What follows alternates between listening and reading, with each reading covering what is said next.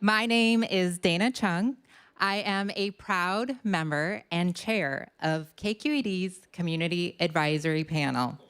We are a group of volunteer community members that supports KQED in community building in the 9 Bay Area counties that KQED serves.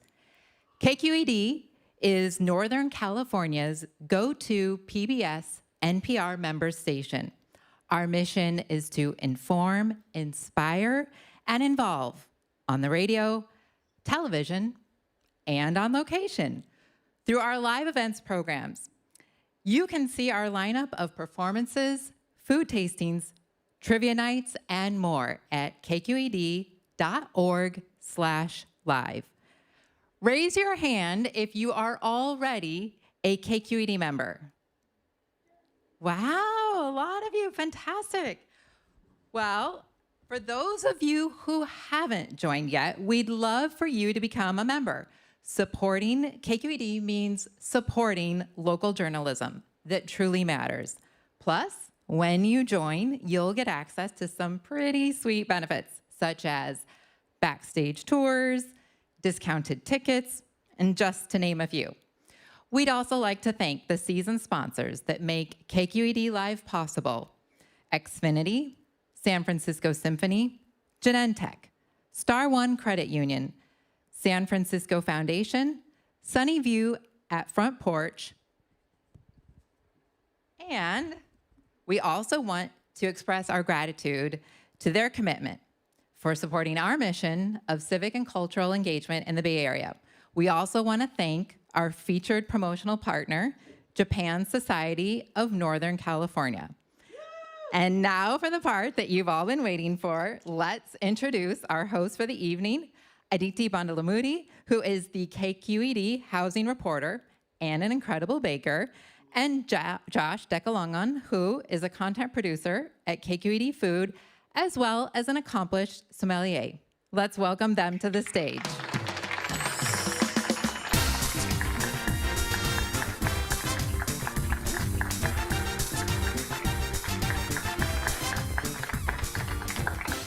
I feel like I'm on a game show. I know. Music, I love it. Hi everyone, I'm Josh Dekalongan. Hey, I'm Aditi Bandlamudi. And as Dina mentioned, I'm the audience engagement and content producer for KQED Food. I work on a show called Check Please Bay Area. And I also produce and host my own food series, which I think you saw a little bit of, called No Crumbs. And I'm also the editor of our bi-weekly food newsletter called The Sauce. So sign up for that to find out about great events like this. And I am a housing reporter, but I'm also a baker and a chocolatier. And whenever there's anything food related at KQED, I kind of like poke my nose in it and try to get involved. And one of the things that I do is organize KQED's Science is a Piece of Cake event, which we will have one in the fall, so stay tuned for that. Awesome. So, of course, tonight we're exploring one of the Bay Area's most beloved ingredients, which is matcha. Deeply rooted in history and tradition, matcha has traveled far beyond the tea ceremony and taken on countless contemporary forms, which we'll see tonight, from lattes to pastries and frozen desserts. And tonight we'll also explore its cultural significance, the unique qualities that set it apart from other teas, and the ongoing shortage affecting matcha lovers and other businesses around the world as well. We're going to hear from the makers behind Little Moon Bakehouse, Uji Time Desserts, and Caffeine Depot to kind of understand how they incorporate matcha into their treats. And actually, later on in the event, there's going to be this really cool demo where we're going to understand how matcha gets incorporated, like actually. But first, we visited their kitchens to get a kind of like behind the scenes look. So let's dive in.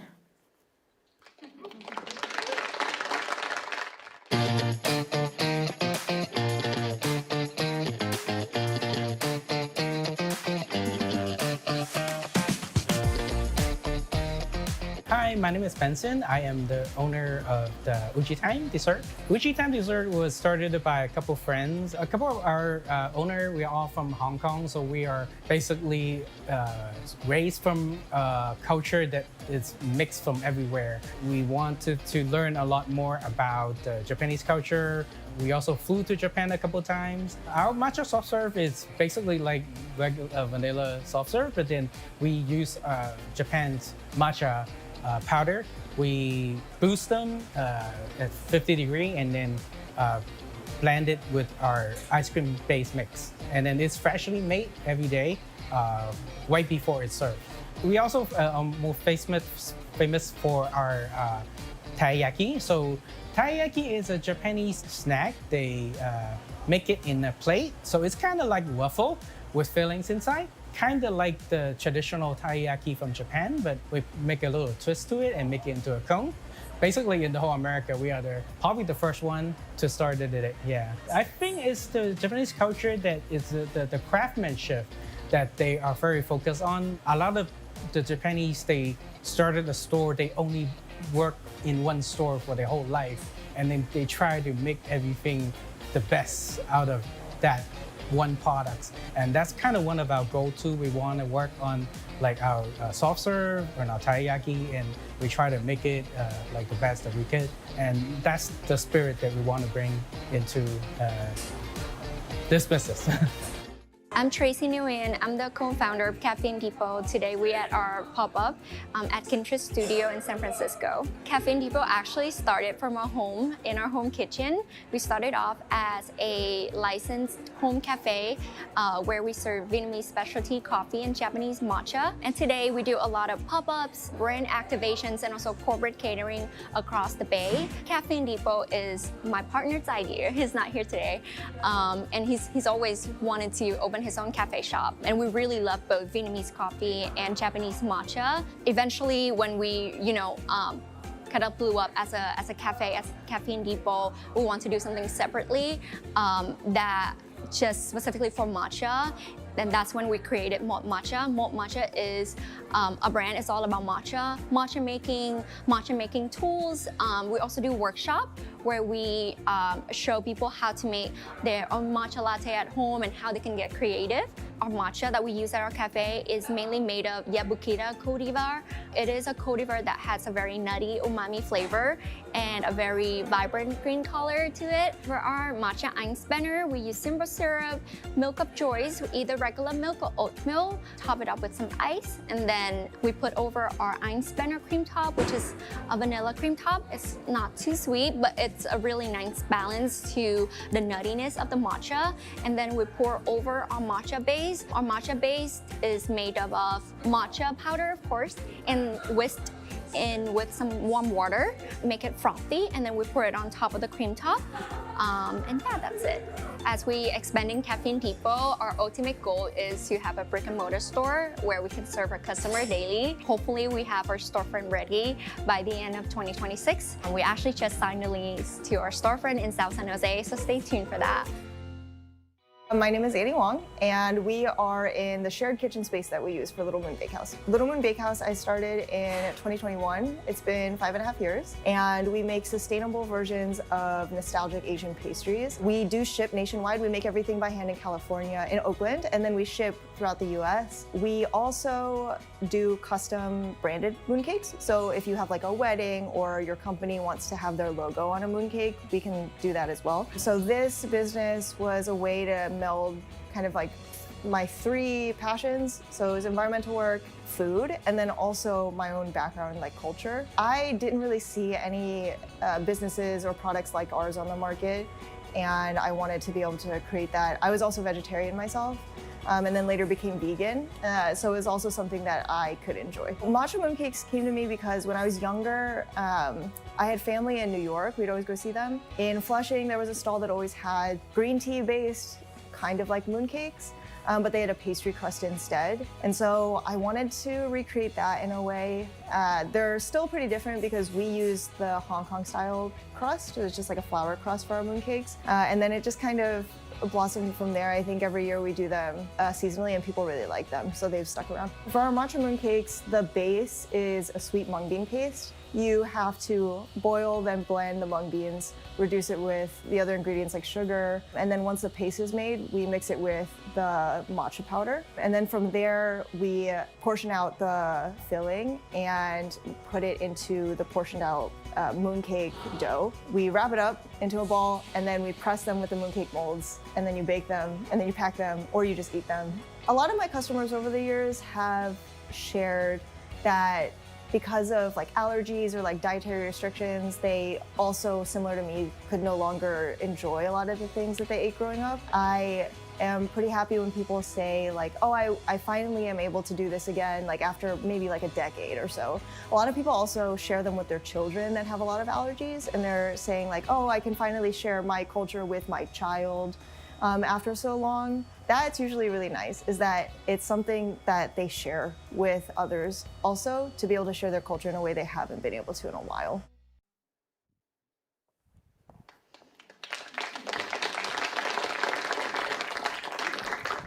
Okay, y'all, I don't know about y'all, but my mouth is watering. But I am a self-proclaimed trivia nerd.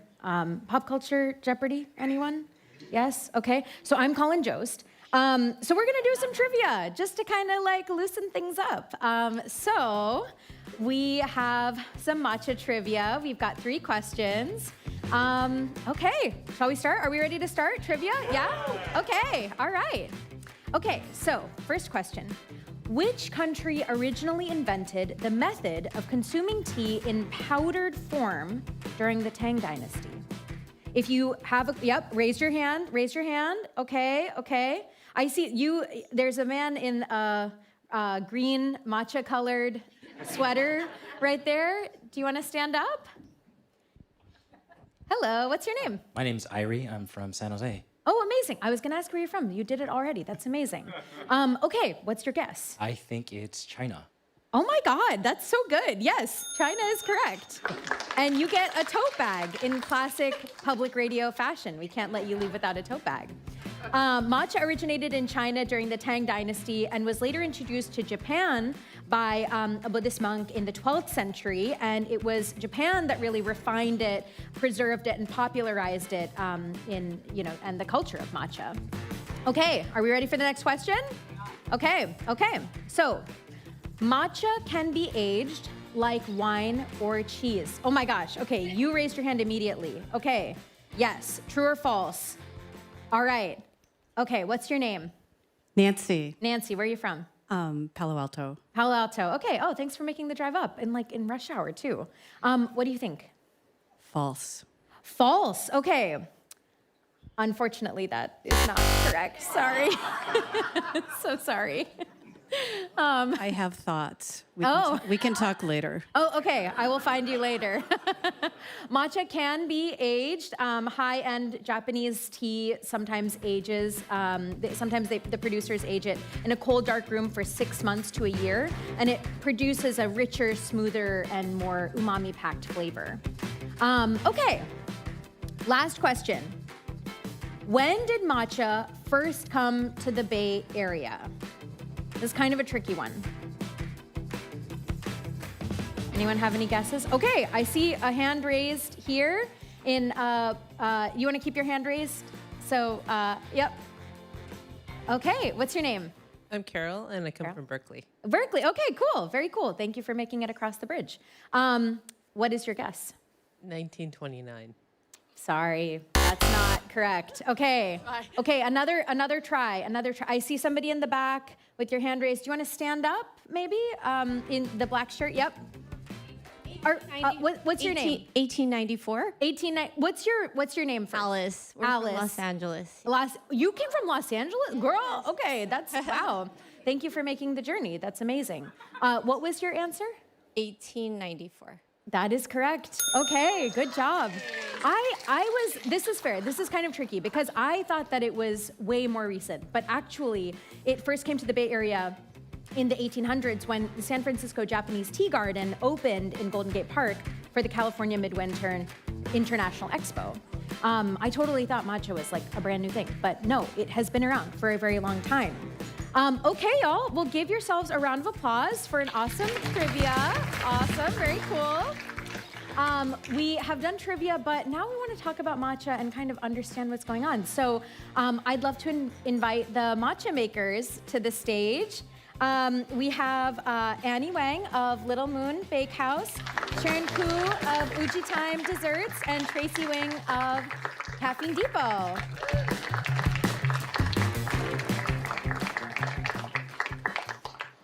So, okay, so we've been talking a lot about matcha, and it strikes me that matcha is this ingredient that felt like a trend, except it really isn't. It's like very, I don't know, I feel like it's like a flavor that is now commonplace, especially in the Bay Area. Why do you think that is? Tracy, we'll start with you. Well, I think more than ever, people are seeking for unique flavors that's not there before. Especially here in the Bay Area, we have a very, very diverse community of Asian, of just different communities and ethnicity that bring over their own cultures and cuisines. So I think matcha came from there. The fact that people, love looking for new things to try, want to discover unique cuisines that never tried before. I think that's what brought me over here. I can see that. Yeah, Sharon, what do you think? I think it's the caffeine. It's a different weight of caffeine. Like coffee, it gives you like a shot. You can feel it. Like maybe 15 minutes after you drink the coffee, you feel really energetic. But matcha, you release slowly into your blood, and you feel energetic for a longer time. So that's one of the reasons I like it. I like to drink it in the morning, and I don't. If I drink coffee, my heart pounds immediately. So I like matcha to release the caffeine slowly into my body. Yeah. And I like the taste. It's not as strong, and it's not that bitter. I do like coffee too. My husband, he makes coffee every morning, and I do matcha. Oh, very nice. I have heard that matcha is like a more sustained release of caffeine. That makes sense. Yeah. Annie, what do you think? I think to add on, I think it also is a really versatile ingredient. Like you can bake with it, you can put it in drinks. So yeah, I think that, and then also visually, it's very appealing.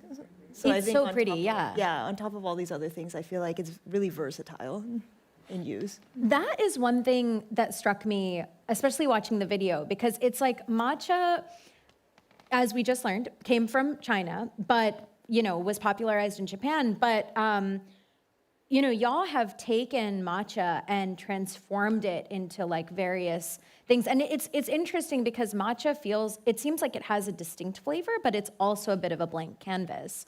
When y'all were opening your businesses and trying to think about incorporating matcha, like how did you go about putting your own cultural spin on matcha? Whoever wants to answer first. I can go. Yeah, so I think I talked about it a little bit in the video.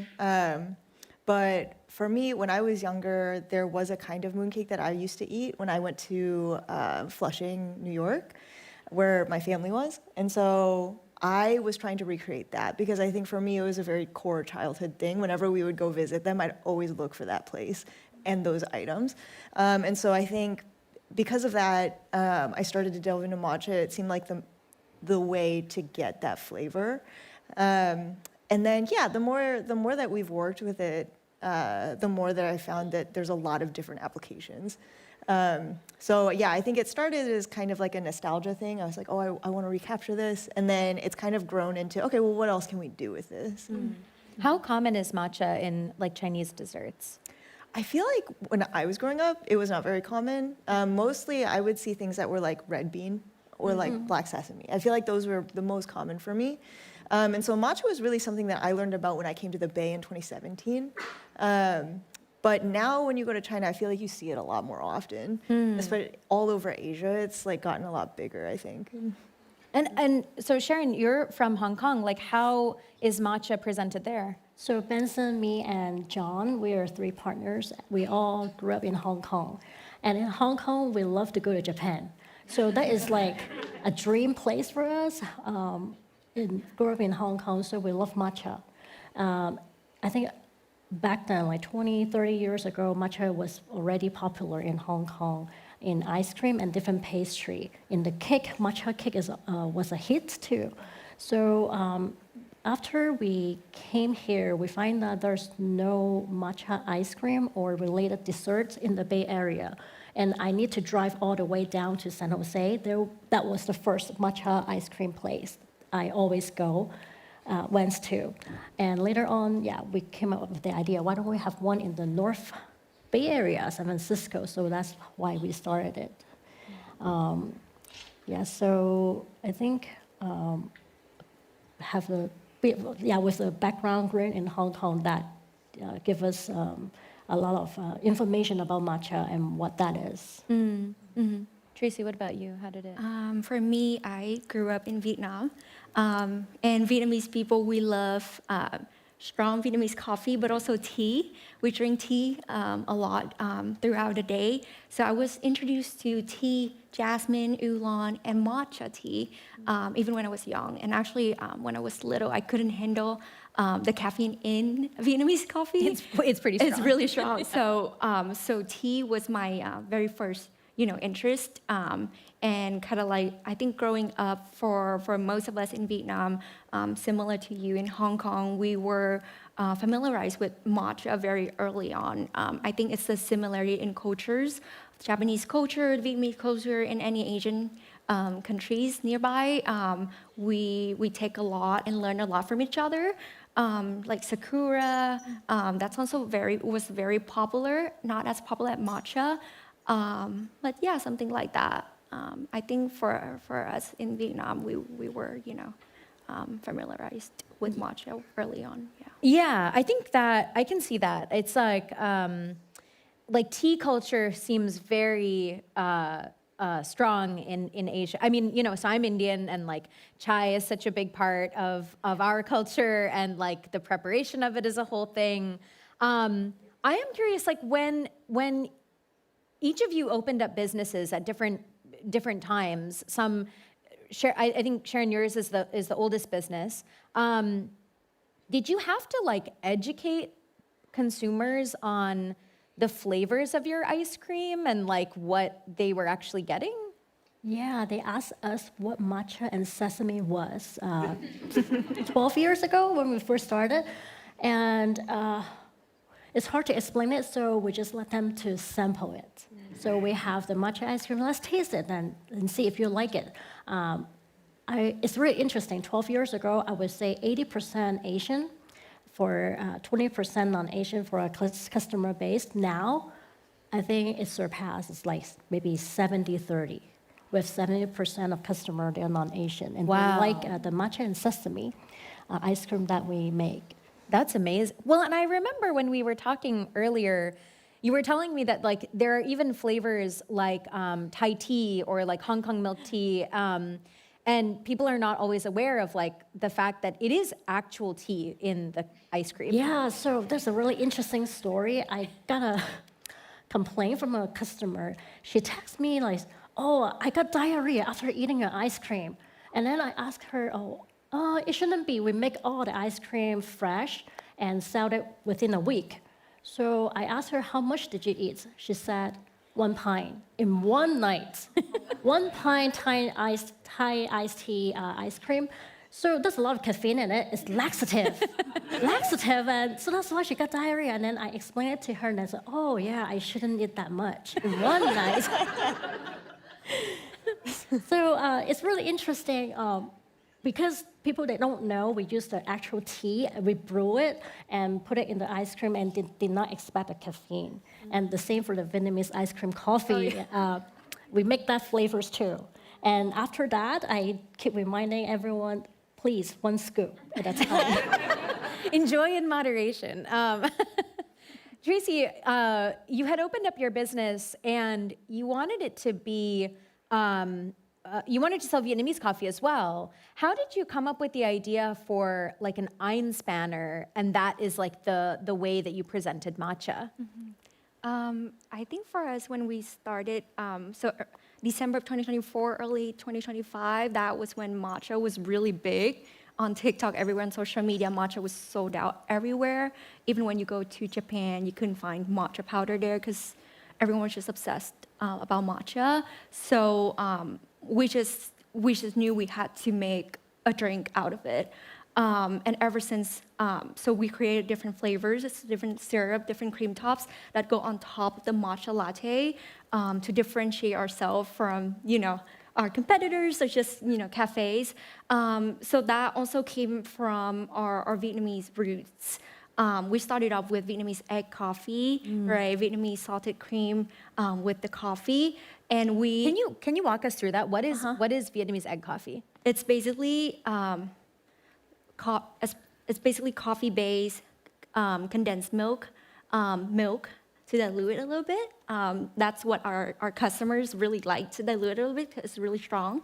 And then we whip our egg cream top or our salted cream top that we use flavors and syrup and heavy whip, create like a very creamy top it up onto the latte. So we then incorporated that into a matcha latte to create matcha latte with different cream tops. And then now we also have different flavors that, for people that prefer with, no non-dairy, or we can do miso salted caramel syrup. It's basically like a salted caramel syrup, but made from miso. So it's very unique, right? So I think most of our inspiration are drawn from different cultures, not just Vietnamese culture, but also Japanese culture, and just a lot of, I think, being able to go out there and travel. That's what gave me and my partner lots of ideas. That's amazing. When we were talking earlier, I remember you telling me that you created like a banana cream top. Like, oh my God, is that with like banana milk? It's actually banana tiramisu cream top. So it's basically a cream top that's made with all the ingredients in an actual banana tiramisu, right? So it goes really well with either the matcha latte base or the coffee base. So yeah, it's been our bestseller for sure ever since we launched it. Yeah. My mouth is watering. My God, that sounds so good.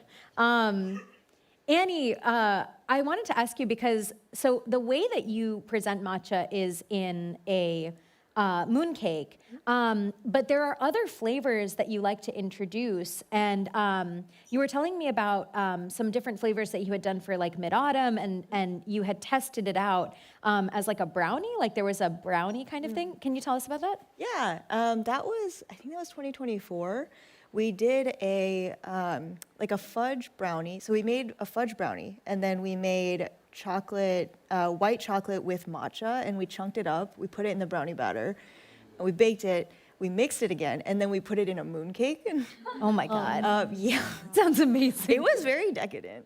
But yeah, so that one was really popular. It was so popular that we kept the matcha brownies around because people just really liked it. And I think it's kind of like, I think at least for me, not only because I love chocolate, but also because it's kind of like a mix, right? It's a mix of like a Western dessert and a very traditional like Chinese pastry. And so I think that's kind of like what you're seeing, I think, with a lot of matcha stuff, is like people innovating in that way and like bringing it into their own culture.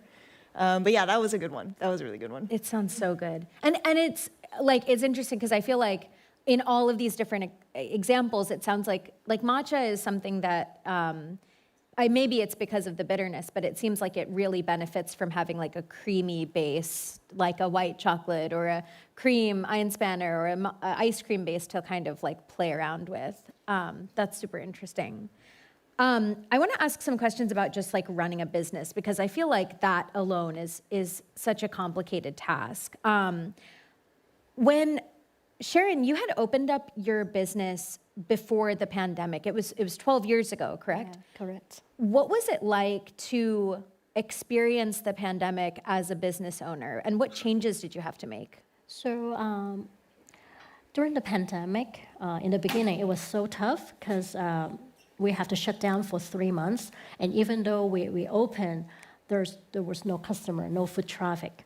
And at that time, how many shops did you have? Oh, I had maybe 7 or 8, and then I have to close down 6 of them. Wow. So now I have 2 owned by myself and also franchise to other people. So it's a tough time for everyone, and I'm so glad that I have 2 partners. We all work together and try to pivot to another ice cream business, which is selling our ice cream in pine, so we can deliver to San Jose, different part of the Bay Area, and also sell to supermarkets. So now, because of that, we are more stable and selling. We have about maybe 60 location now, like to selling our ice cream on the shelf in the supermarket. And also during the COVID, it's interesting. I find that it's easier to find partners. Business collaborations. People are more willing to help because we're all on the same boat. We have to help each other out. So during that time, I help other small business to sell their product in our store, and also they sell our ice cream. So this is like a win-win situation. Yeah. And you had collaborated with some restaurants too, right? Yeah, so we collaborate with like maybe koi palace, tea palace, like some restaurant to customize a flavor for them. So they ask for ginger ice cream, goji berry ice cream, a lot of different interesting like Chinese herbs ice cream.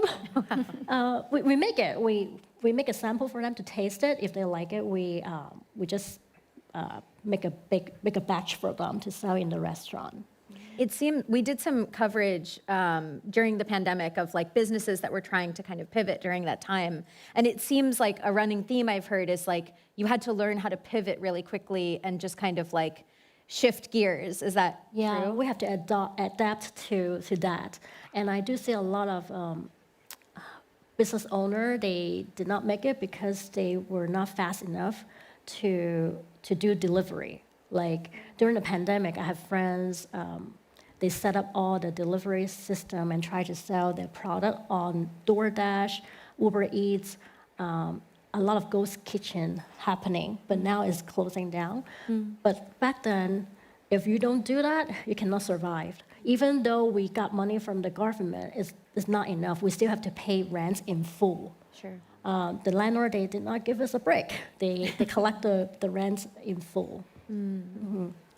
Tracy, you had opened up your business just 2 years ago. And I'm curious, like, how did you manage growth? Because your business had gone viral. So actually we, for those of you who don't know, we started off doing home pickups out straight from our home.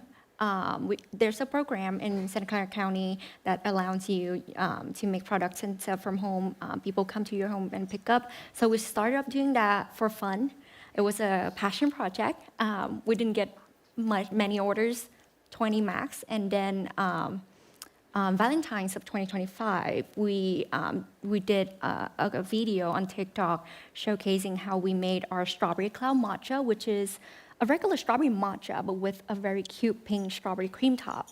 And it was really cute, and it was really cute for Valentine's. It sounds so nice. So it went viral, and boom, we got 100 orders a day. I was still at my 9 to 5 back then, so on weekend, 100 orders, just me and my partner. I had to call my cousins, my partner's parents, we were just running in and out. It was really hard because we didn't know we didn't have a system yet back then. So, whisking matcha, And you hand whisk every order, yes, right? every order. We just had to do it. We just had to do it. There was no process, but eventually, I feel like the more we do it, the more we perfect our craftsmanship and our processes. So That is like the story of running a business. Yes, it's just like you just have to pivot figure it out really fast. yeah. Annie, your business is so interesting because it is a sustainable bakery. What does that mean, and how do you talk about that element of your business with customers? Yeah. So I think Yeah. So sustainability for us, the foundation is that everything is plant-based. It's always been that, and it always will be. I think just from an environmental and an ethical standpoint, that's kind of where we're at. But it's changed over the years in terms of how we actually talk about it. In the very beginning, I was called Annie's Tea Cakes, and everything was different. But we had vegan very like plainly on everything. But we've had like after a few instances of people kind of like being very about it. People that get weird about. They get so weird. I don't know. About it. I told this story. My dad might be watching, but I like made a vegan green bean casserole, and you couldn't tell that it was vegan. But then as soon as I said it was vegan, my dad was like, "I'm not touching that." Yeah. I don't know. I don't know what that is. I don't know. Well, because the similar story, right? We were at the farmer's market. I was still Annie's Tea Cakes. On the poster, it said vegan, and somebody was walking towards our booth, and I could hear them being like, "Oh, so interesting." Da, da, da, da. And then they get close enough to see the word vegan, and out loud they said, "Vegan? Ew." And then they like walked away. And I was like, literally 2 seconds ago, you were so interested in this. But yeah, I think there's definitely still a pretty heavy stigma against it. I think that people find vegan to be synonymous with gross, unfortunately, or just like lesser than. And I think that's not really true, right? A lot of things are vegan that you have, like, do you eat apples? Yes, those are vegan. Oreos are vegan. Oreos are vegan. Yep. Drink water, unless it has collagen in it, which we ran into once. But yeah, so I think over time it's evolved because mostly, like, we want people to be able to feel, like, open-minded to our products first. And then after that, once that is gone, the stigma is gone, then we're able to have more open discussion about what it is. And so I found that to be the case over the years after having rebranded, and it feels like it's opened people up a little bit more to focus more on sustainability first. Yeah.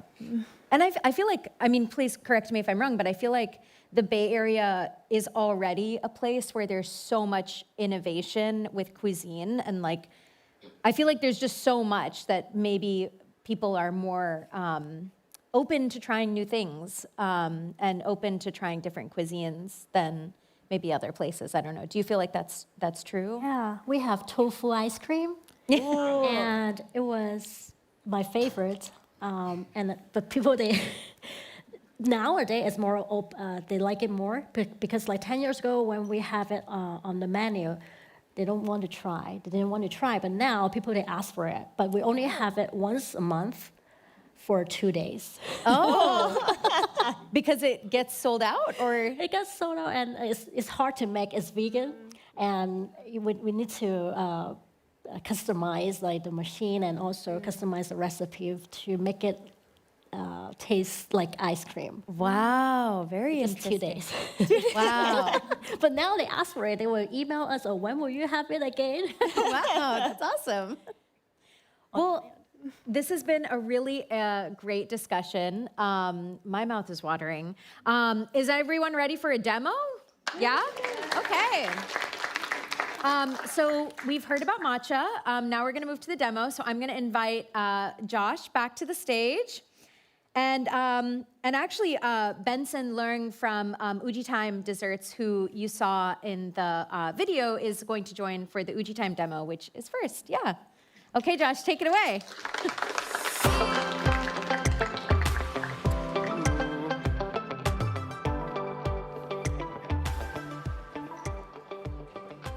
Ooh. Oh, gee. Great. Okay, so out of curiosity here, who has never had matcha before? There we go. Cool. Okay, great. We're gonna see matcha in many different forms here. This is intimidating. I'm like, what is it gonna do? Okay. So we're gonna just carefully transfer this over. Great. Okay. A lot of aluminum. Very shiny. Okay. Okay, great. Okay, welcome, Benson. Hi, welcome. From Uji Desserts. Let's give him a hand. Yeah. Yeah. Hi. Okay, so maybe let's move this a little bit closer to the Okay. center, just so everybody can see it, and maybe let's move as Little more much to as the we can. A center? little bit, yeah. Okay, perfect. So tell us a little bit about what you have here for us Okay, today. so soft-serve machine a little too big for us to bring it over. So our second signature item is our taiyaki, which pair very well with our matcha ice cream. So we're gonna do a demo on the taiyaki making. Amazing, cool. And I kind of want to try this too. I'm a little bit clumsy, so we'll see how this goes. So tell us exactly what this does. So this is like a waffle machine, except it has a little tongue in the middle. And that what it does is make a little hole for the taiyaki. So this is like extremely hot right now, right? Yeah. Okay, cool. So I'm gonna stand right here. I think this is the perfect distance. Okay. All right.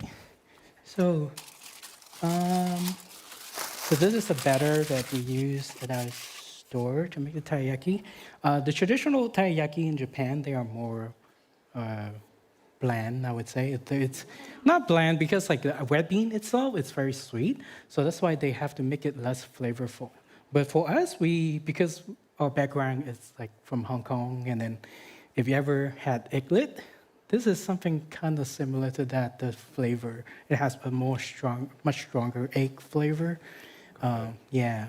Is that to like balance out the matcha flavor? Yeah, because the matcha is more like a bitter sweet. Even our store, we don't make our matcha very sweet. Yeah. Interesting. And out of curiosity, for people who have like never tried matcha before, or like are watching it, our live stream, how would you like describe the flavor of matcha? It's more earthy Yeah. kind of tea. Like if you like tea, but then you want a more intense flavor, that's the next step is going for matcha. Cool. Yeah. Awesome. Well, let's get into this. Okay. How about you demonstrate, and then I kind of want to try using. Okay, this too. all right. It looks very specialized. So so we're just gonna just fill this up on one side. It looks simple, but it also looks like I'm gonna screw it up. Then the tricky part is over here. You don't want to put too much, but you want to put a little bit, and cover the whole areas. Yeah. So yeah, you can May I? try it. Yeah. Oh, yeah. I already. No, sorry. 1 point off. Okay. Okay. So you just press on a little. Okay, right here. Is Yeah. that good? Just go on top. Okay. Yeah. Oh no. Okay. Too much? Too little? No, you want to cover this little area more? too. Yeah. Okay. Don't hire me to paint your house. It's okay on my steps like that when they first started. Okay, and now this one? Yeah, so yeah, I you think wanna. I got that you were like going around, right? Yeah, but you want to make sure you get the Oh, I'm fin sorry. too. Oh, the little fin. Can't forget the Yeah. fin. Okay. Okay, you know what? Now it's leaking. You know what? Yeah, It's fine. and then this side is already Oh no. brown already. So, okay, and then we're just gonna just close it up for like about 2 minutes, and then for Okay, it cool. to cook. Yeah. Can And you then- guys smell that? It kind of like it gives me a little bit of like a carnival, like a very Yeah. like sweet smell. That's It's really nice. And like the waffle cone smell? yeah, waffle cones. And how long does this process take? About 2 minutes, yeah. And then like everywhere, like when we go to company office to do this, and then basically people will start looking for us. It's like, what's that smell? Because we have to make more ahead of time before we start serving like maybe 200 people. I was gonna say, like, So- how many of these machines do you have going all at once? Yeah, usually we have 2, and then like we can keep it up, making to serve about 300, 400 people. Nice. Yeah. And what exactly the taiyaki that kind of refers to the shape? Yeah, tai is Japanese. It's mean fish. It's one kind of the fish. Oh, And yaki it's when you burn something. When you cook something. Why is it so tight? Trying to get one of these Go out. My presence creates things. difficulties. It's just natural. Yeah. Okay. Yeah. So yaki it's like when you're cooking it off like a metal plate. So it's taiyaki is like a fish shape. Got it. Okay, cool. Yeah, cooking in the And is this shape in particular just like something that's popular, or why that shape? Because in Japan, like tai, it's like a lucky symbol. So when people eat it, usually it's at a festival or any kind of like birthday. So it brings good luck. Yeah. So this is ready. Oh, we have And then, yep. This is me helping. I'm holding out a Yeah. piece of paper for you. Okay. There you go. There we go. Oh. So yeah, and then we just basically we do it by hand now, and then we put that in a little. Usually we will trim it, and then we put in a little sleeve like that, and then we put ice cream over it. Cool. Yeah. I'm gonna pretend this part doesn't exist. Yep. Another shape. Cool. Okay, so me talking with food in my mouth. Who would like to try their hand at making one of these fish? Right there.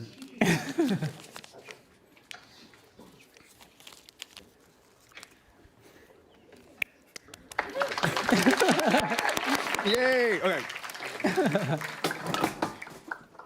Fantastic. Okay. That was easier than it seemed. It looked a little easy at first. Yeah, it's like but, making. we did it. Waffle cone. Hi. Waffle. What is your name and where are you from? Steven, I'm from San Francisco. Oh, welcome. Let's have a round of applause for All right. So, are you a big matcha fan? Yes, I love matcha. Amazing. It would be weird if you didn't like matcha, Yeah. right? If you were here, I'd be like, oh. Okay, so let's walk you through. Do it. Okay. Well, I'll just do one, and then you can Perfect. do the second one. So we're just gonna kind of put some on top, and then go around. Yeah. You are Make it the. look easy. Yeah, we've been doing it for 10 years, actually. Ever since our first store. Yeah, I'm the one who started it in that store, and then the first day we make $68. I remember it all that time. Yeah, all the business started like really tough. Yeah. When people don't even know what matcha is. A lot of people come in and it's like, what's matcha? They're, oh, can I get a vanilla? Can I get chocolate? I was like, oh, we don't have that. So yeah. Is Go that ahead one way and- to, yeah, go for it. yeah. You're gonna blow me out of the water, and I'm already sad about it. Okay, technique. Yeah. Really nice. Have one of these. Have one of these at home. Oh, no wonder. Yeah. I didn't get that reaction, and now I feel really betrayed. I'm just kidding. Is that good? Cool. Yeah. Oh, Awesome. perfect. Yeah. So, yeah, and then we're just gonna close it up, and then we're gonna wait for 2 minutes. Awesome. Yeah. Amazing. And what's your favorite way to consume matcha? Latte. Or ice cream. Or ice cream. Those two. Yeah. Nice. Yeah, it's really interesting because I grew up eating a lot of green tea ice cream, but it's not the same as matcha, right? There's like a distinct Yeah. difference. Like all matcha is green tea, but not all green tea is matcha. Yes. Yeah, because like the matcha are actually you eating the whole leaf instead of just boozing the flavor out of it. Yeah. So our ice cream is actually it's a combination of two. We do use our matcha powder, but we also put a little small shot of jasmine tea in it. So you will have a little distinct flavor at the end. Oh, amazing. Yeah. So is that both for your soft serve and your... It's more for the ice cream, the hard ice cream. Nice. Yeah, because Okay. like the tea will react with the ice cream in the mixture. So we still haven't quite figured out how to do that yet. So we're working on that. Amazing. Okay, cool. So, and tonight we will be trying the hard ice cream. Yes. Right? Correct. And the great thing about this is you get to keep your little fish. Yes. Your exclusive Yeah. fish. I don't think it's gonna make it home. You know, for the ice cream later. Oh, okay. Yeah. I'll have to wait that long. Yeah. But yeah, that's and it's really fascinating to me that such a strong flavor is also versatile at the same time. I think that's really cool Yeah. that you add that jasmine kind of quality to it. Yeah. Does that make it like more floral, or I mean that's kind of It obvious, but like does, more of a- yeah. So it gives it a little more refreshing taste instead, like, because some people, they don't like matcha too bitter, but in order to have that intensity, you do have to have that much of the matcha in it. Got it. Yeah. So you can do a little sneak peek. Here you go. Yep. Here you go. Would you like to work at my store? Sure, yes. Yeah. She's like, we'll hire you, but not Yep. Josh. Okay. And here we go. That's That's a very cool nice one. contraption. And you can have yours. This is yours. Okay. Here you go. A round of applause. That's Nice amazing. one. Thank you. Thank you so much. All right, thank Vincent. you. Yeah. Okay. Okay. Great. Okay. Now we got this heavy machinery. What type of okay? So, all right, and then we will. Have you ever put anything else in there? We did. It will ruin the plate, but like you can actually put red A hot beans. dog or Oh. spam. Yeah, The shaped I that's my lunch. I actually make like a teriyaki and then I put ham and cheese in it. Nice. Yeah. Okay. All right. We are All right. ready for the next. Another round of demonstrator. applause for Benson.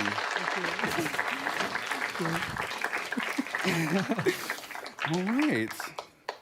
With barely any mess. I love this. Okay, cool. Great. Oh, one last question. Where can we find you guys? At Japantown by Daiso, and we also at Metron too. Perfect. We'll go find you. Oh, and also Coin Part, Palm Desert. And next, I would love to welcome Annie Wang of Little Moon Bakehouse.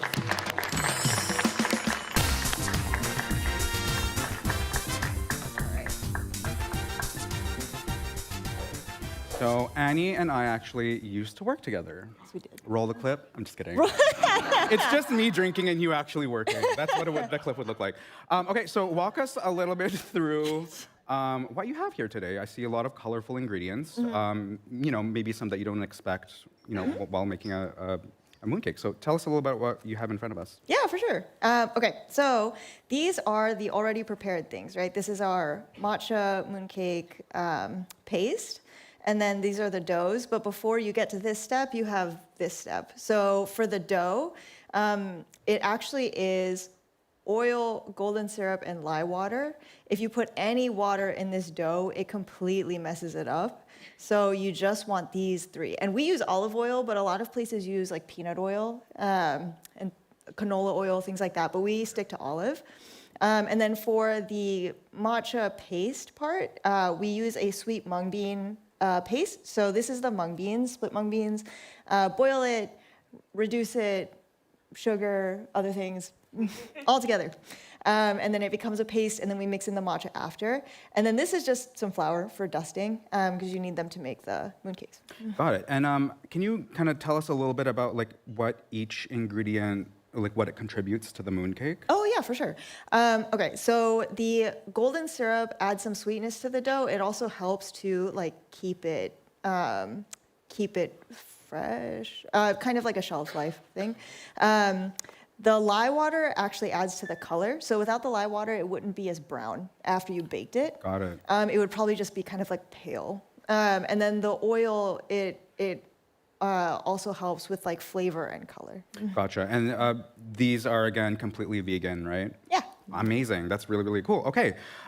So let's walk through creating one. All right. And I remember doing this with you before, and there's definitely a big learning curve. So, but I have practiced in the past, I suppose. For what it's worth. Okay. So Roll the clip. yeah, right. Yeah, exactly.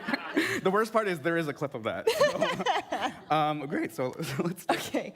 So we have two molds today. We have one that is like a mahjong tile, and then we have one that's just kind of like a fun flower shape. So you can choose whichever one you want. But for this, you want to roll the dough in a little bit of flour, and then you flatten it out, but you leave the center a little thicker because you're gonna put the filling in the middle, and it's gonna stretch out. So you don't want it to be too thin in the middle, otherwise it'll break open. You put this filling in the middle, and then what I like to do is kind of like use my fingers and my palm to shape the dough around a little. And then you press it together, roll it again, so it doesn't stick to the mold. Oftentimes the mold, the first couple you make will just really stick. But after a few, you're okay usually. But yeah, so you do this, and then you press, and then when you press, I like to kind of do a little bit of a circular motion, and you want to hold it down so that the mold doesn't go up. And then you can see, where am I going? Okay, and then it'll probably be done once all the edges are touched, right? With the dough, this. Got it, okay, cool. Press it out. And you have a beautiful Oh, that's so pretty. cake. Wow. So that's how to do it. Now we're gonna see how not to do it. No, we won't. We're gonna see how to do it Josh style. Josh style. Okay, cool. So you put it in the flour. Put in the flour. Cool. And then you flatten it out. Leave the center a little bit thicker. Okay, cool. Yes. So make sure that everybody can see that. Okay. It's like a sand dollar. It's a sand dollar. I don't know. Okay, is that good? I think you can go a little bigger. Okay, cool. So a little bit flatter. Okay, I think you're good. Cool. And then I'll take this, place it in the center. And then I kind of blacked out after that. Okay. Sorry. Press down with your palm, and then the fingers, usually I kind of go like this. So it's like pushing the, no. Upside down. Okay. This palm like this, and then you flip it, and then the fingers yeah. like this. Yeah. And then I kind of like wrap mold it around the, yeah. There you go. Oh, thank you. Yeah, there you go. Okay. Okay, flip it back up. Okay. And then you push the dough around all the way till it's all touching. Oh no, never mind. I'm not. Which? It feels like I'm putting together like my, when your soap gets really small and you like combine this together. Except you can eat this. Okay, and then look. Look, you're so What? cute. Okay, and then you roll it back in the dough. Roll it back in the flour. Okay, cool. Okay, and then which mold do you want? Square or one. The flower one? Yeah. Okay. And then I usually, at this step, I shape it a little bit so that it's like more easier. cubey, right? Yeah, it's more cubey. Okay. And then the good thing about mooncakes, that's great. Usually I put the seam side because it'll become the bottom. Gotcha. So you can do this and then press it a little and then turn it over and press it down. Okay, press it down, and then I'll use this. Okay, and then put your fingers here to hold it down. Okay. And then press with your other hand Perfect. on top. Is that makes sense? Yes. Okay. Yeah, exactly. Okay. Am I good? Okay. Yeah, I think you're good. I think you're good. Okay, flip it over. Okay, so the seams are filled. Yes. Okay. Then you push it out. Okay. This takes a lot of focus. Yeah. Wow! Look at that! Josh style. You did it. I have a new skill to put on LinkedIn. Okay. Okay, so who would like to give this a try? Ooh. I saw a hand right there in front.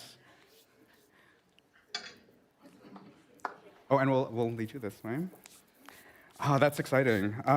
So tell me a little bit about, so one thing that you might not know is that a lot of your mooncakes, they have like a vegan egg yolk in the center. And when I first tasted it, I was like, I thought this was vegan. What is this? Because it's very convincing. So if you get a chance to try the versions with the egg yolk as well, the vegan egg yolk, you should absolutely try it. Thank you. What's your name and where are you from? My name's Quincy. I'm from Berkeley. Welcome. Oh, I don't know why I held it to I'm wearing one. So yeah, let's lead you through making a mooncake. All right, which mold do you want? Can I put flour, please? Yes. Okay. Oh, you don't need this now. I don't. Okay. Okay. So you take one and then roll it in the flour. Yeah, it's a little sticky. And Annie, how long did it take you to really master this? So let's see. I started making these in 2021. I did like 2 full weeks of just, and then you flatten it, leave the center a little bit thicker. But it was 2 weeks of just, I'd never made one before. So the first 2 weeks, they looked like Red Lobster biscuits, and they were super, super ugly. And then over time, I feel like now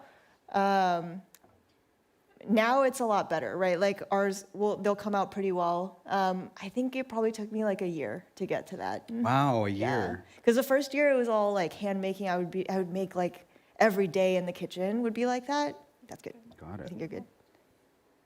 But yeah, it honestly, like anything in life, right? It just takes a lot of practice. Absolutely. Yes. Yeah, and then go around. Nice. That's great. That is great. Yeah. Are you a big baker or chef? I bake a little bit. It's awesome. Yeah.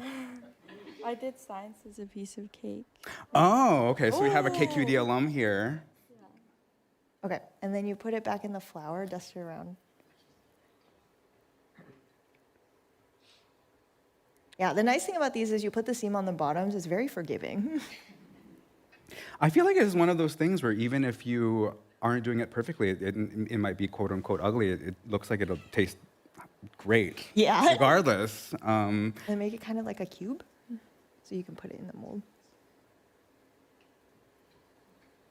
Okay. I can't even see where the seam is anymore. Ah, gotcha. There you go. Yeah.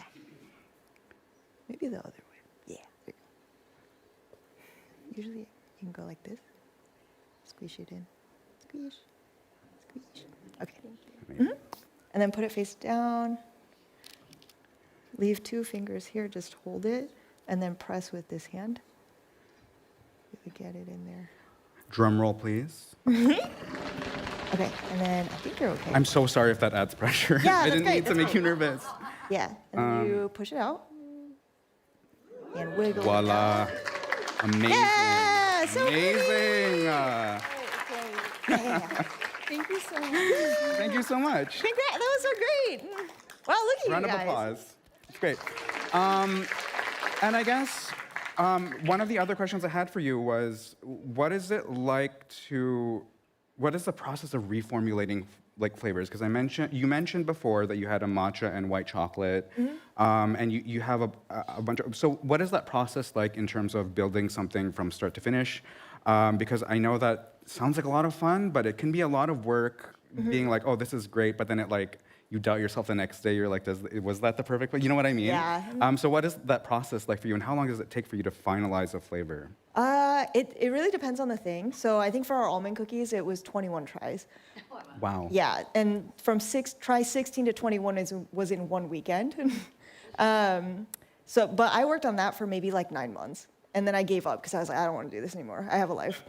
And then for our vegan salted egg yolk, that one also was a process like over months at a time. And we've changed it a couple of times because the first time we made it really salty and I gave it to someone and he was like, oh, like so salty. And then we actually tried, like we got some mooncakes and we actually tried like a little bit of the yolk on the inside, and it did not taste like what you would think a salted egg yolk tastes like. It was very like, it was not that salty. And so then we reformulated it to try and match that. But then when we gave that to people, they were like, this is not it at all. And so then we got to where we are now, and people are, as you said, thankfully, you were very convinced by it, right? And so I think it takes a lot of, it's never what you think it's gonna be, I think is what it is. And you have to give it to not too many people, but some, to get that feedback to where you're understanding where it's placing itself in the span of people's taste. Absolutely, and it's also one of those things where it's like you try it over and over again, and you need that extra eye or palate to Yeah. see exactly how to place it within the spectrum of flavors. So it takes a lot of work for sure, taste testing, but it's fun. Yeah. Let's give a round of applause to Annie Wang. Thank you so much. That was fantastic. And we'll get to try some after the show as well. One more thing. Where can we find you? We ship nationwide, so if you go to littlemoonbakehouse.com, there's for shipping. And then we also do afternoon tea service. It's an in-person thing, so you can buy tickets to that as well. Amazing. Thank you so much. Great. Now, lastly, I would love to invite Tracy from Caffeine Depot up to the stage, please.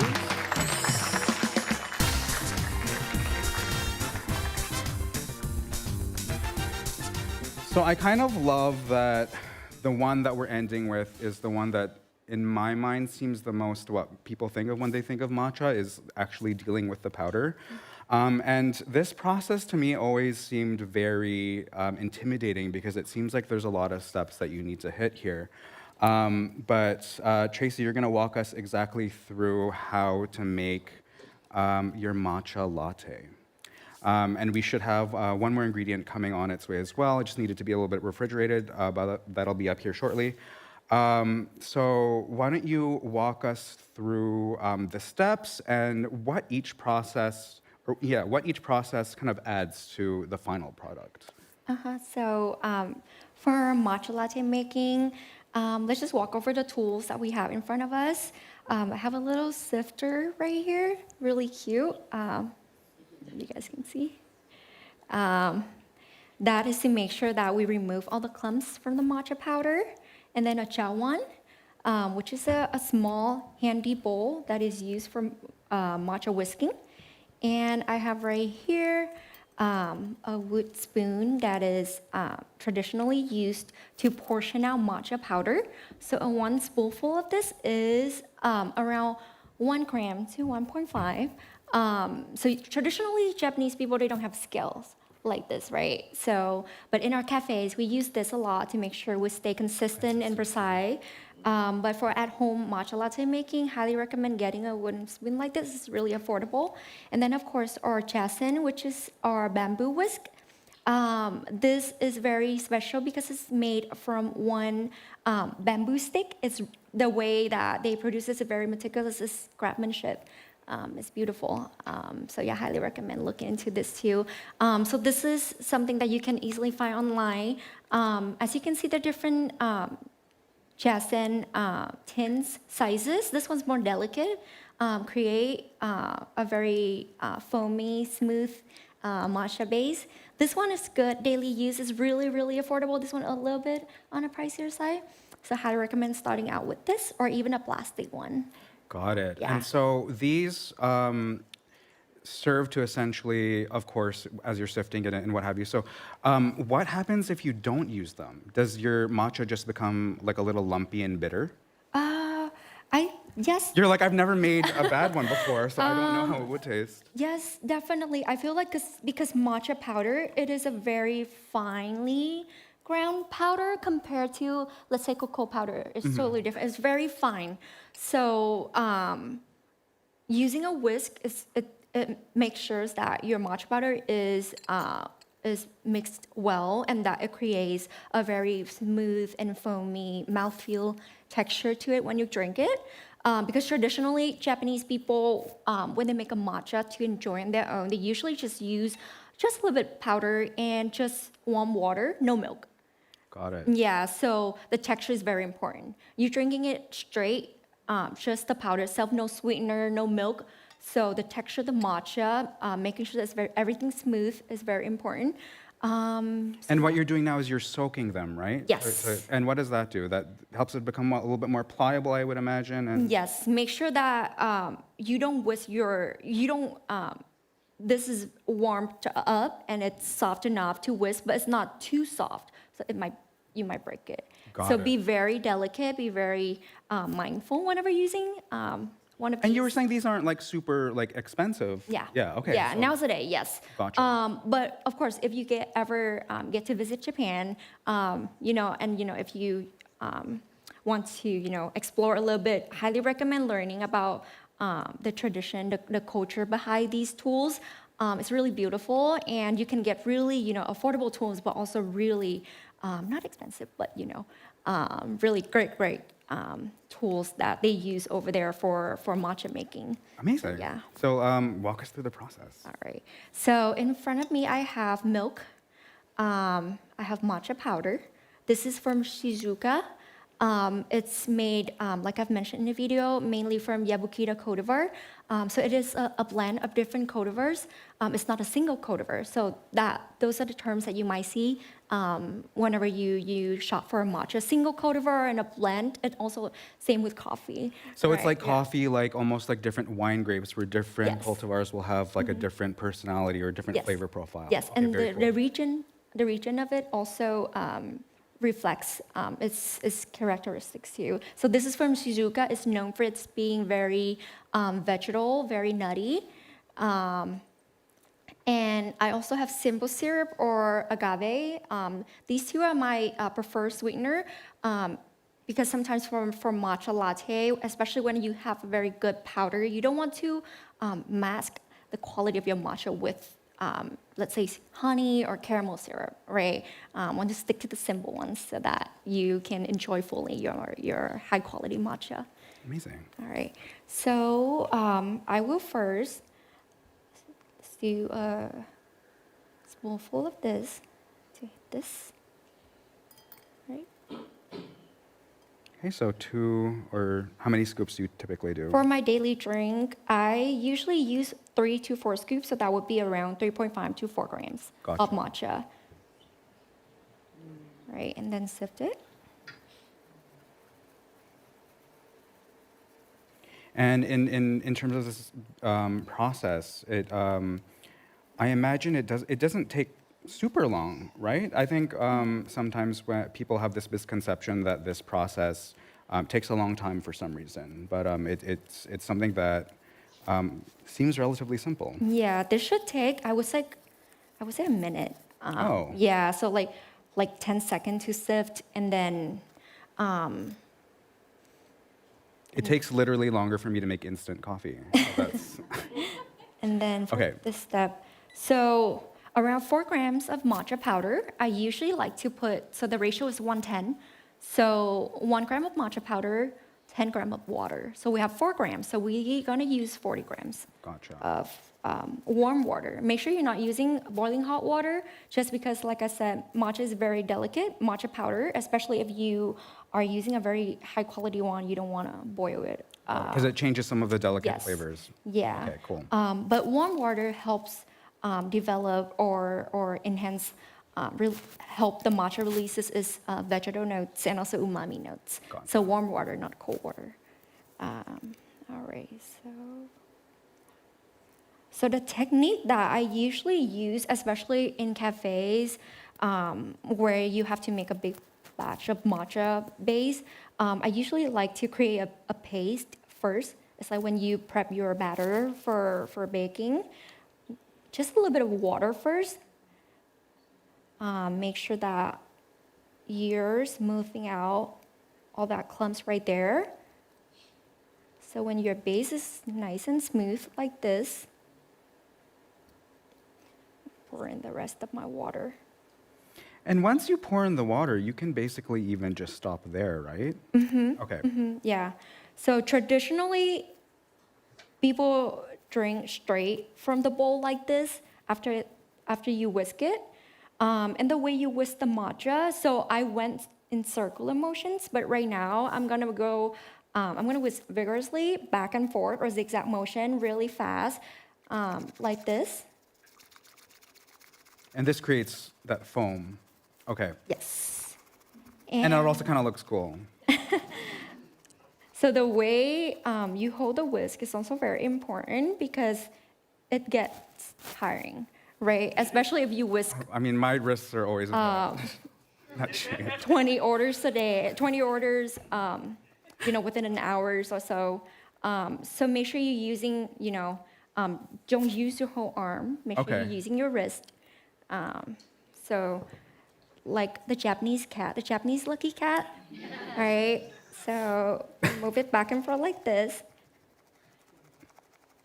And how do you know when you're done? Do you just do it until like the foaminess? Yes. Okay. Around 30 seconds, that's when I want to check to see if I still have any clumps on the side, the bottom, lightly scrape it off. And right now we have a very, very beautiful foamy matcha base. But for the last 10 seconds, I usually like to slow down a little bit, lift my whisk up, and break all the big bubbles on the surface to create that very smooth and foamy texture. Got it. Okay, cool. And there you have it. Okay, cool. That's very pretty. So let's round of applause. Okay, so I would imagine the next step would be to sample it, yes. Yes. All right, so I like simple syrup, just a little bit. Simple syrup in here, like 10 grams, right? And then milk. And I know we discussed the how matcha is everywhere nowadays, and especially in the Bay Area. What are some other ways that you sort of set apart your products from what is already out there right now? I think what have set us apart and what still, continues to set it apart is how we, I think, come up with different ideas with our drinks. So it's not just a regular matcha latte, but we do also use, sorry, thank you. Sorry. Different cream tops and flavors, like I said. So today, I have our Eins cream top, which is a very thick vanilla cream top. It's really simple, easy to make. But the key is to not overpower the vanilla with the matcha, and vice versa. It should be, it should give it nice balance to it. So how we assemble it at Caffeine Depot, just scoop cream on here. Cool. And then... Then you top it off with the matcha. Yes. Fantastic. So, like this. Oh, it's so pretty. What a pro. And... Not yet. Oh, just kidding. I mean, still a pro. Not yet. So one more spoon to top it off. We love a layer. So the intention behind this is for you to, let me just finish it. Like this. Little flare. There you go. So the intention behind this is that for you to, we usually have a very small wood spoon too for customer to try the cream top first and then mix everything together and drink it. Amazing. It's really creamy. Very, very cool. So I think we know what's coming up next. Who would like to try making their own? I think I think it was you right there in the center with the glasses. Yes. Or, you know what? Both of you come up. Let's just, we're gonna make it happen. Yeah, we can do both. Yeah. So you know what? Let's do it. No problem. Yeah. Only have one cup though. That's the issue. I like how it's like you're coming from the opposite sides, like you're about to battle. I'm just kidding. Okay. So, what are y'all's names and where are you from? My name is Myra. I'm originally from Santa Ana, but I actually live in Berkeley, California. Love that. How about yourself? My name is Angelisa, and I'm from Daly City. Very, very cool. Okay. Represent. Okay. So let's walk us through, and then we can make it at the same time. Yes. All right. So let's see. So grab your spoon. Have y'all made matcha before? Yeah. Amazing. Actually. Okay. So you're just Yeah. coming up here to show off. Yeah. Okay. Cool. Yeah. Let's do three scoops of matcha powder and sift it into your bowl. And what would you say? Yeah. Okay. You can take turn or.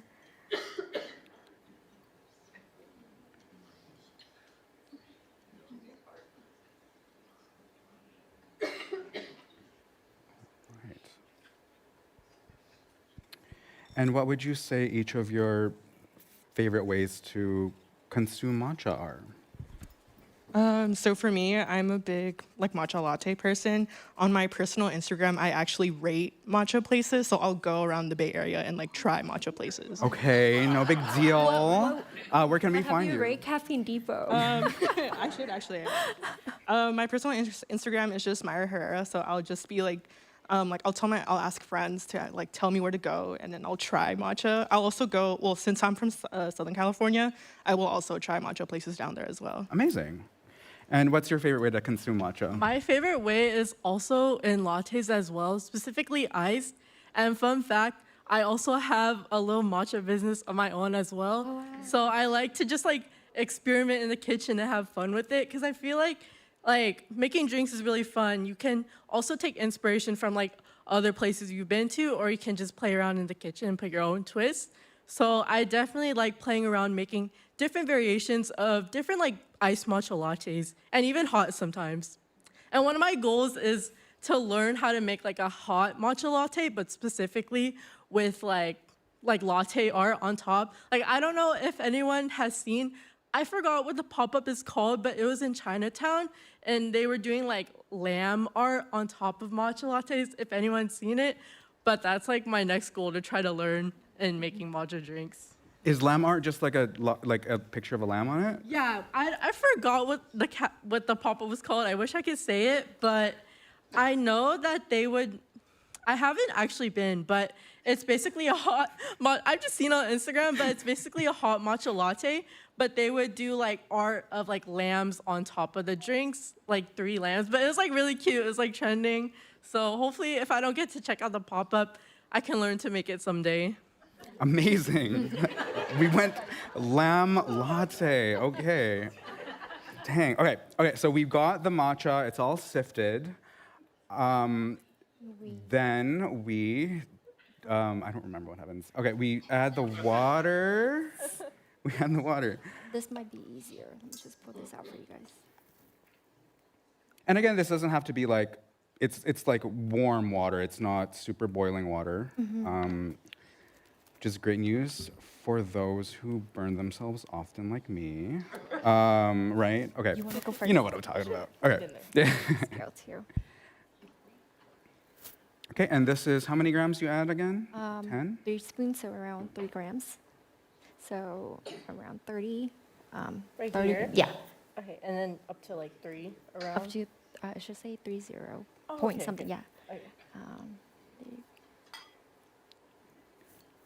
There you go. Perfect. Okay, cool. All right. Then here you go. Okay, pass it on. I'll Right. bring you the scale Feel as free to well. go ahead and there you go. Feel free to go and use this. Go.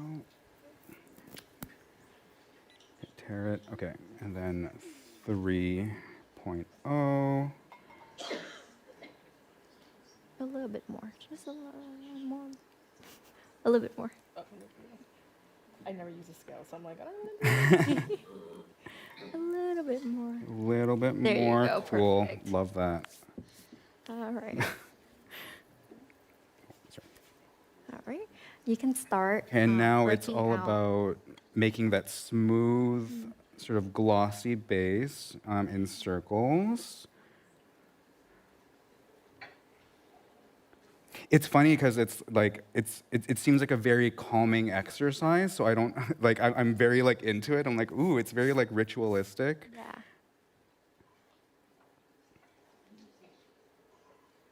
So once everything feels, smoothed out, you can start whisking back and forth or in zigzag motion very fast. There you go, perfect. All right. Okay. And since we're using bamboo whisk, kind of like we don't want to press it out really hard or clash it on the wall. The whisk is not touching the bottom of the bowl. Do you find are there any other materials besides bamboo that are used, and like how do they affect? So we actually use the plastic whisk for our Got cafe. it. It's more commercial grade. Okay. But of course, it doesn't give you the full, foamy, and the texture is just different compared to a bamboo whisk. The bamboo whisk, the whisk is very delicate, so it creates that very smooth texture.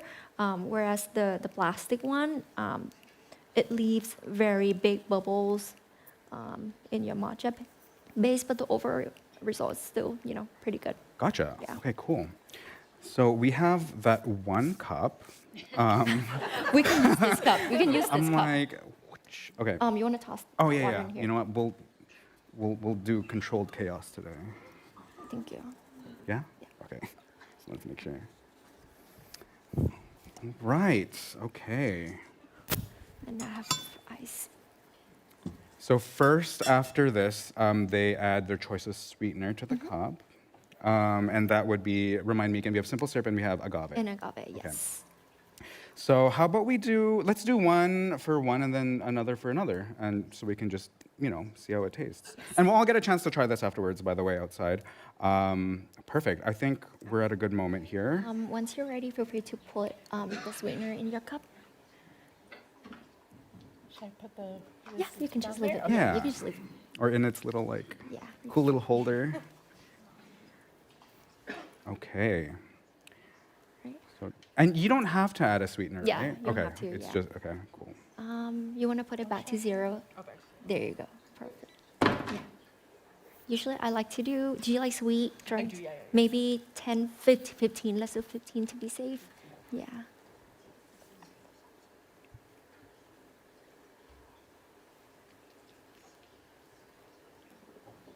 There you go. Perfect. Okay. And then next is the Milk. milk. Okay. And how much do we add of that? So we have 3 grams. So I would say let's do 60. I'm not sure we have enough. We should have more milk in the back.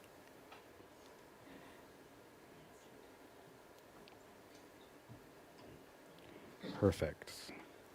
Right? Amazing. And we add a little bit of ice next. Yeah. I can Great. help you ice that up.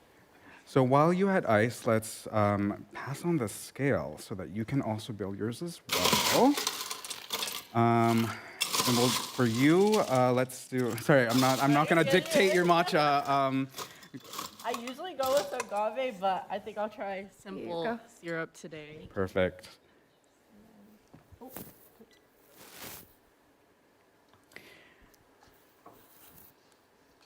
And if you happen to add a little bit too much like sweetener, do you sometimes like you just add a little bit more matcha to balance it out, or a little bit more milk? Okay, cool. So it seems like a process where even if it's precise, like there are ways to troubleshoot it. Yeah, it doesn't have to be perfect. It's all about your preference. Gotcha. Yeah. And then how much milk? I would say 60. Yeah. Back to 0. Yes. There you go. It's bringing me back to like science class. We have just enough milk. Isn't You ice that up. almost like we planned it. Okay. Okay, so ice, and then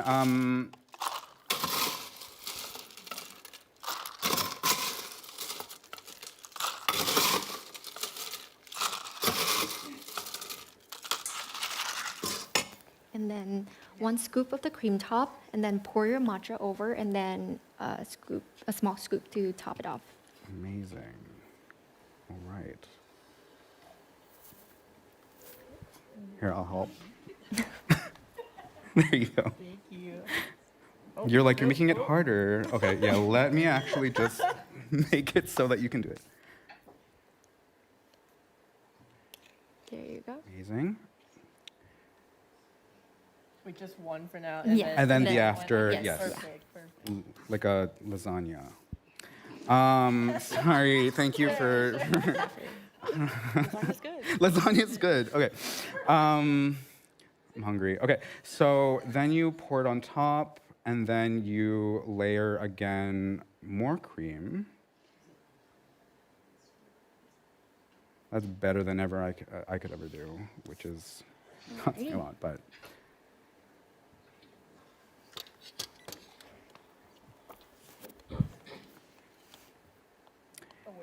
And Tracy, where can we remind us where we can find you and Caffeine Depot? So right now we're a pop-up and catering team, but you can find us on Instagram at caffeine.depot. We do pop-up every weekend. We also do farmers market every Tuesday in San Jose at Kaiser, San Jose.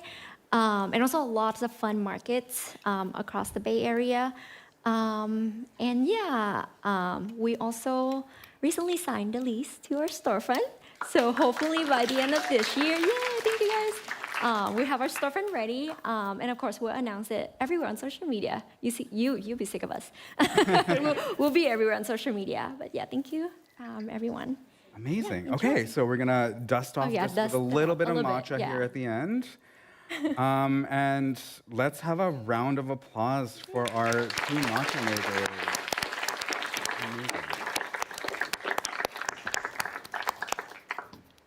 Amazing. That was really cool. Okay. Thank you so much for creating matcha lattes. Round of applause. Enjoy, guys.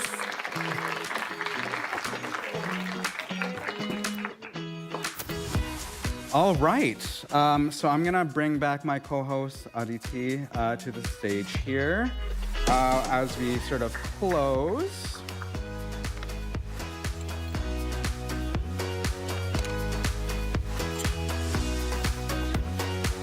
Oh man, I'm ready for some matcha. Me too. Okay, let's do it. I'm drooling. Okay. So let's have a last round of applause here for our fantastic matcha makers and our audience. I want to thank everybody for being here tonight. Yeah. Thank you so much for coming. This was a lot of fun. There's samples in the lobby, so make sure that you don't miss those. And also there's a QR code on your way to the lobby that will help you become a member. So don't forget to scan that. Yeah, in case you didn't get to subscribe to the sauce, we'll be sending hopefully an email with a link where you can subscribe. We do have some fantastic food events coming up, such as the Edible Atlas, which is a focus on global street foods from around the world, which is exciting. And then we have Seoul Meets Seoul, two cultures, one kitchen. So it's literally Korean food and Seoul food put together and looking at the commonalities between that. But thank you so much for coming.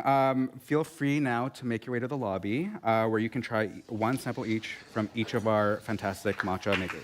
Thank you. Thanks so much, y'all.